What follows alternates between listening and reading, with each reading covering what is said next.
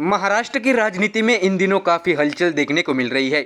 शिवसेना के दोनों गुटों के बीच आरोप प्रत्यारोप का सिलसिला लगातार जारी है।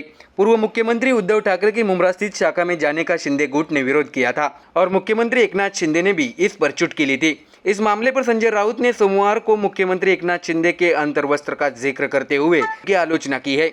उन्हें जवाब देते हुए बीजेपी नेता नीतीश राणे ने भी अपनी भाषा का लेवल गिरा दिया और राउत पर जोरदार निशाना साधा। दोनों नेताओं की भाषा से राज्य की राजनीति में हलचल मचने की संभावना है। राउत ने अपने बयान में कहा है कि मुख्यमंत्री एकनाथ शिंदे एक अवैध मुख्यमंत्री है। वे अब भाजपा में शामिल हो गए हैं और अब भाजपा के गुलाम बन गए हैं। गुलामों का कोई स्वाभिमान नहीं होता, अब उनके अंतर्वस्त्र पर कमल की छाप दिखेगी। ऐसा कहते हुए राउत ने शिंदे पर निशाना साधा है। हालांकि इसके बाद संजय राउत ने अपना रुख बीजेपी की ओर मोड़ा।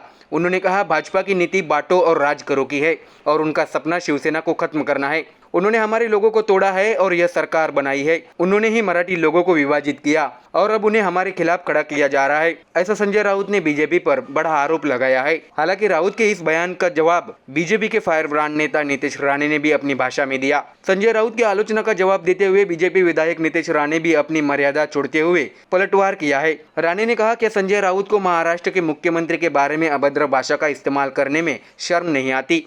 अगर उन्हें इसी भाषा में बोलना आता है तो वे क्या इस बारे में बात करेंगे कि होटल, आईटीसी, नोवेटल और ताज में अंतर्वस्त्र कौन भूलता था, हम बताएं क्या। उन्होंने राउत पर निशाना साधते हुए आगे कहा है कि क्या राउत के अंतर्वस्त्र पर मशाल का या घड़ी का निशान है या फिर अब हाथ के पंजे का निशान है। अब क्या संजय राउत का वेतन 10 जनपद से आता है। ऐसा जबरदस्त निशाना साधते हुए नीतीश राणे ने राउत की आलोचना की है। आपको बता दें कि संजय राउत ने बीजेपी की आलोचना करते हुए कहा था कि बीजेपी की नीति बांटो और राज करो की है।